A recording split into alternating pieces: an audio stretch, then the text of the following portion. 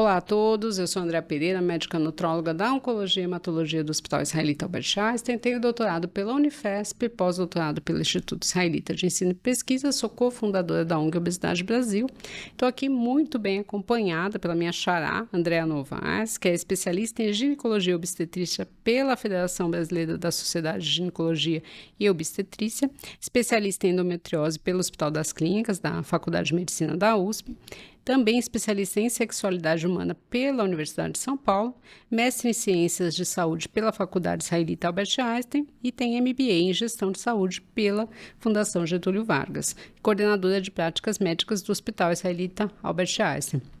A gente está aqui, né, André, para conversar sobre um assunto que se fala muito pouco, que é a sexualidade na mulher que está tratando câncer de mama, né? O que eu percebo nas equipes é que quando é o homem com câncer, existe uma comoção para que esse homem mantenha a vida sexual e meio que parece que a mulher não tem isso, né? Não é uma preocupação da equipe, o que não deveria ser. Então eu queria te perguntar exatamente isso. Isso é uma impressão minha ou a sexualidade feminina ainda é um tabu?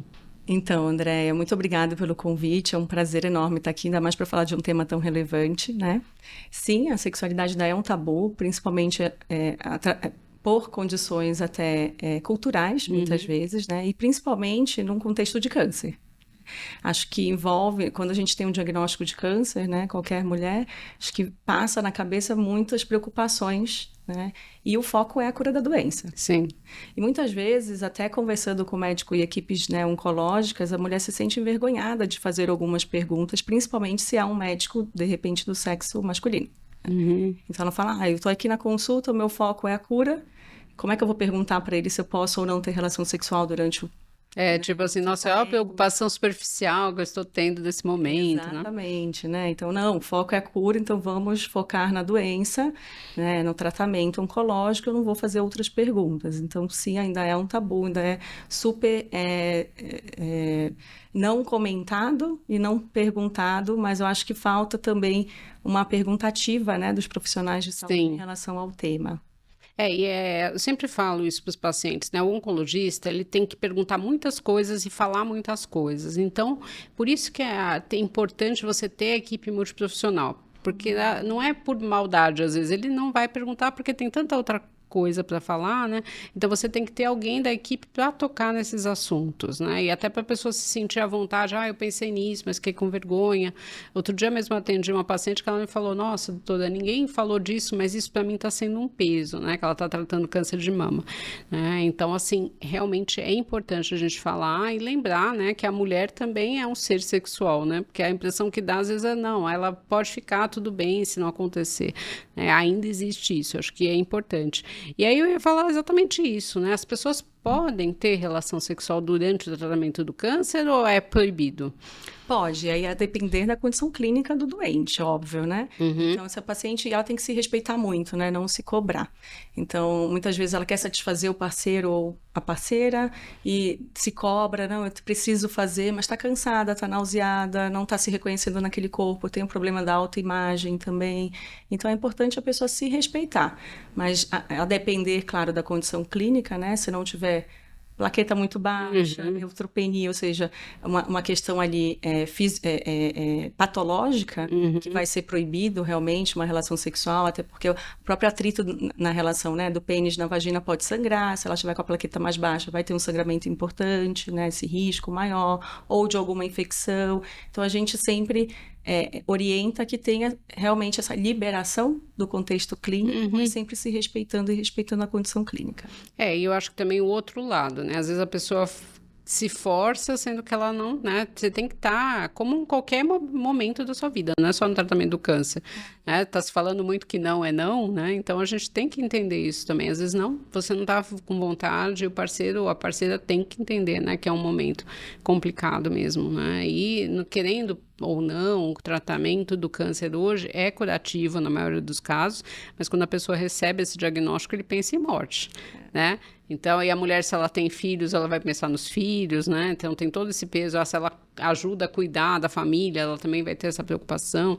Então, eu acho que para a mulher realmente tem um peso muito grande pessoal, né? E por outro lado também, André, eu acho que é assim, relevante até ela pensar poxa, né, eu tô me tratando, mas a vida vai voltar ao normal, né? Eu preciso também cuidar deste relacionamento, né? Caso ela tenha um relacionamento, para não deixar esfriar, não virar marido e irmão, né? Não virar, Sim.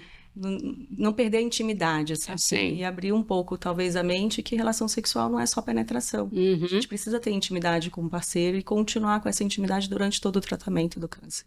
Eu acho que é isso que, assim, você já falou nesses pontos, né, da atividade sexual durante o tratamento, dos cuidados que você deve ter, e no pós-câncer, né? Vamos supor, durante o tratamento foi mais difícil, não estava tão fácil, tinha algumas restrições clínicas, mas aí a pessoa está naquela fase que parou o tratamento, ela ainda não está curada, né? Porque demora pelo menos 5 anos para você entrar em critério de cura, mas ela está ali, e aí, posso voltar, não posso? E uma coisa que eu acho que é legal a gente falar, né, do câncer de mama, que é o mais comum da mulher, né? Que você tem o bloqueio hormonal muitas vezes, e aí a pessoa vai ter como se fosse uma menopausa, e às vezes é complicada essa relação também, né? Qual que é a orientação? A depender do tipo de câncer, então a gente tem aqueles cânceres que são pélvicos, ginecológicos, que, né, por uma questão até de cirurgia, tratamento cirúrgico, ele vai afetar a função sexual dessa mulher, ou porque operou ovário, útero, muitas vezes vagina, vulva, a depender do tipo de câncer. Então, durante o tratamento, obviamente, ela não vai conseguir ter relações por conta disso, mas a gente também tem os outros cânceres, como você citou, do câncer de mama, que é o mais frequente, que também temos algumas repercussões no pós-tratamento, que afeta muito a qualidade de vida da mulher e principalmente a função sexual. Sim. Né? E por que isso? Porque a própria quimioterapia ou a radioterapia, também muitas vezes pélvica para outros tipos de câncer, também podem afetar essa função na medida que os ovários são afetados. No tratamento do câncer a gente sabe que a quimioterapia, né, muitas vezes a gente tem corrido aí, né, no avanço da medicina para que ela seja cada vez mais específica, mas a gente sabe que a depender do quimioterápico utilizado, ele também afeta as células do nosso ovário, né, do ovário da paciente que está sendo tratada, e que pode, sim, comprometer essa função. Então, é aquela mulher que ela vai ter uma menopausa precoce induzida pelo tratamento oncológico, tá? E ela pode desenvolver sintomas de uma menopausa clássica. Então, sem poder fazer o tratamento hormonal, né? Exatamente. Então, com uma repercussão muitas vezes, né, com insônia, ganho de peso, irritabilidade, a gente chama de labilidade emocional, aquela mulher que ela tem ao longo, às vezes até do mesmo dia, ela fica muito feliz, muito triste, então é uma labilidade mesmo. Então, ela tem repercussões, inclusive na densidade do osso, pode ter osteoporose, ela fica com a vagina mais seca, então no momento de uma relação sexual com penetração tem muita dor, que a gente chama de dispareunia. Ela pode também ter baixa da libido, e às vezes não é só libido para relação sexual, é uma baixa de libido até para a vida. Aquela paciente que fala, nossa, parece que eu estou o tempo todo com a bateria no vermelho, eu acordo, não tenho vontade de fazer nada, antes eu era super disposta. Então, ela fica hormonalmente, né, nessa menopausa induzida, e se for um câncer, né, hormônio dependente, a gente tem a contraindicação de repor hormônio. E a gente tem que lançar mão de outras medicações que não são hormonais para tentar melhorar a qualidade de vida dessa mulher. Tá, então existe essa possibilidade, né? Porque muitas vezes o que se fala, não, você vai ter que suportar todos esses sintomas, porque você não vai poder fazer terapia hormonal. E até ia falar disso com você, né? Uma das queixas mais comuns é do ressecamento vaginal de um modo geral das pacientes oncológicas. O que se pode fazer nesse sentido? A gente tem tratamento hormonal para aquelas que não têm contraindicação, né? E para as que têm contraindicação, a gente pode lançar mão de cremes locais, à base de água ou até mesmo, né, lubrificantes íntimos, e o laser íntimo. Tá? Então, isso pode ajudar. Pode ajudar na lubrificação e numa tentativa de que ela tenha uma relação sexual satisfatória, né, com prazer, né, sem ter aquele ciclo da dor. Então, aquela mulher que muitas vezes chega no consultório, doutora, quando meu marido vem para perto, eu já falo só sim, falo, ó, bem foge dele. Eu tenho uma paciente que ela fala, eu ando fugindo do meu marido. Assim, a sensação que tem é que tem várias agulhinhas ali espetando no momento da relação, e aí vira aquele ciclo da dor, né? Então, toda vez que ela pensa em ter relação, ela lembra da dor e aí não quer, já bloqueia, já não consegue nem evoluir. E acho que uma outra questão importante, né, que a gente começou a falar é do corpo que muda, né? Então, tem algumas mulheres que vão perder muito peso e às vezes vão também ter uma cirurgia de mama, né, que hoje melhorou muito, você tem uma reconstrução muito boa, mas de qualquer forma, às vezes não é possível essa reconstrução, às vezes você acaba tendo que perder as duas mamas, né, vai fazer a reconstrução, você também fica limitada. A perda de peso existe também o contrário, no câncer de mama existe o aumento de peso, né? Então tudo isso acaba influindo, né, da questão do outro te ver daquele jeito, né? A gente vê muito hoje pessoas que fazem foto, né, com câncer de mama para mostrar que você está ali, tem a perda do cabelo. Como lidar com essa questão física? É muito difícil. Tem mulheres que realmente não se reconhecem no corpo, né? Então precisa realmente assim de um entendimento muito grande, inclusive do parceiro, da parceria, né, dessa mulher. E muitas vezes acaba também influenciando muito emocionalmente. Então, elas podem desenvolver, e muitas desenvolvem, infelizmente, ansiedade, depressão, que também influencia na resposta sexual da mulher. Isso é muito complicado de você mexer, né? Para ver como é difícil, né? O tratamento do câncer tem uma série de implicações. A gente indica muito o acompanhamento psicológico, se a pessoa não fazia antes, né? Para fazer, mas a perda do cabelo, né? Você sente essa questão de diminuir a feminilidade.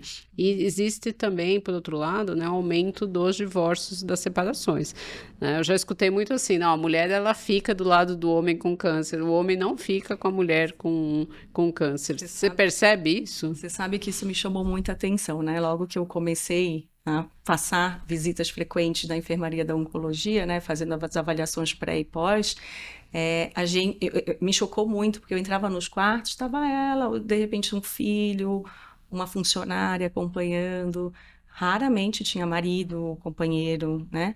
E aí era um comentário até no posto de enfermagem, assim, nossa, quando o homem interna, vem até ex-mulher, Sim. ai, periquito. E da mulher internada, são, assim... Eu nunca vi ex-marido que foi cuidado. Não tem ex-marido. Ex-mulher já vi muitas, mas ex-marido nunca vi. É algo que realmente chama atenção. E aí, como me chamou muito a atenção, eu fui atrás de literatura, né, André? A gente que trabalha muito, né, faz mestrado, doutorado, a gente está muito nesse meio científico, a gente vai atrás de literatura, tem pouca coisa, né? Mas o pouco que eu consegui achar é que realmente o percentual de divórcios, acho que até por esse afastamento que tem, né, do parceiro no momento, tanto do diagnóstico quanto do tratamento, e nesse pós-difícil, aí acho que essa retomada, né, muitas vezes elas demoram para procurar ajuda, porque o foco é a doença e acabam... Sim, elas acham que não é hora de falar disso, né? Exatamente. Aí quando vai procurar, um relacionamento já está desgastado, já não consegue mais, né, se relacionar com aquele parceiro, e realmente a taxa de divórcio é muito alta. Tem literatura que fala em 50% a 70%. Nossa, alta mesmo. Então é muito alta. E assim, querendo ou não, a gente ainda tem uma medicina mais machista, né? A gente tem, inclusive, estudos falando disso. Então, às vezes, não é o foco do pesquisador, que a gente ainda tem muito mais pesquisador homem, estudar isso como... para ele, isso é uma coisa normal e a gente acaba tendo pouco dado, né? E aí, a gente começou a falar disso, do oncologista falar dessa parte sexual. Na tua percepção, sendo oncologista homem ou mulher, se toca nesse assunto ou só quando a pessoa pergunta ativamente?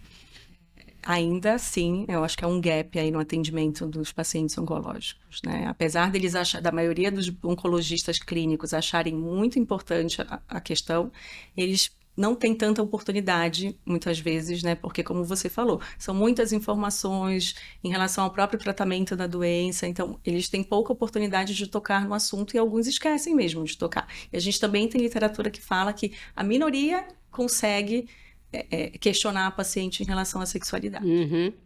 A gente já teve um grande avanço em relação, inclusive, à fertilidade. Sim. Então, o ponto de congelamento de óvulo, do que vamos fazer nessa programação da fertilidade, em alguns tratamentos de alguns tipos de câncer.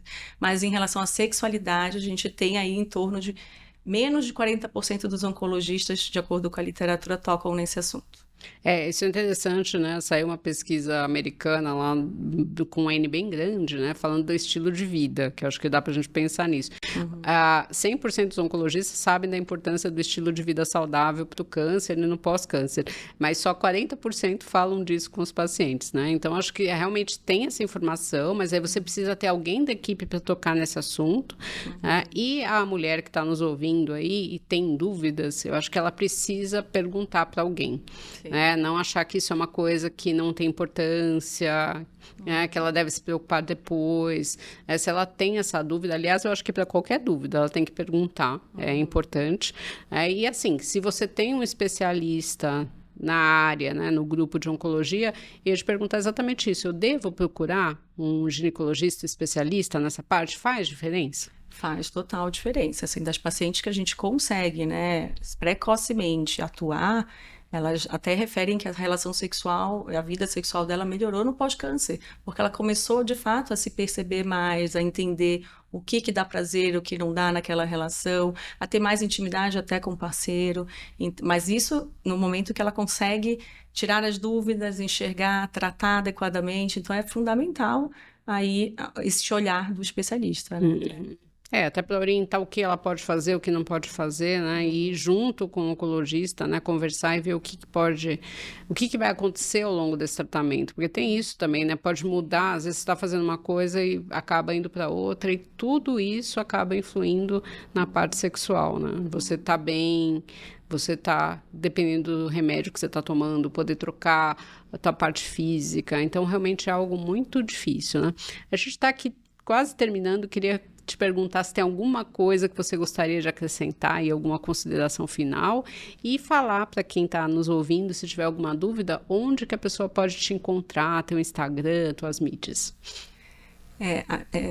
A primeira pergunta, né? Acho que eu queria só reforçar, acho que né, talvez para os oncologistas, né, dessa importância, né, de falar disso, desse assunto com os pacientes, e por outro lado com os pacientes da importância de tirarem suas dúvidas, quer seja com o oncologista clínico ou mesmo com o seu ginecologista, né? De não ficar com a dúvida, de não deixar esse relacionamento de repente que tenha, ou para depois, quando né, os sintomas já estiverem intensos, que a gente consiga atuar precocemente para melhorar a qualidade de vida. Acho que gostaria de deixar aqui essa importância para os dois, né? Sim. E podem me encontrar, eu tenho um Instagram, doutora Andrea Novaes, e tenho também o Facebook, doutora Andrea Novaes. Então, lá tem todos os contatos. Então, gente, super importante. Se ficou alguma dúvida aí desse podcast, tenho certeza que sim, que às vezes a pessoa fala, nossa, alguém falando disso, né? Ninguém fala disso, alguém falando disso.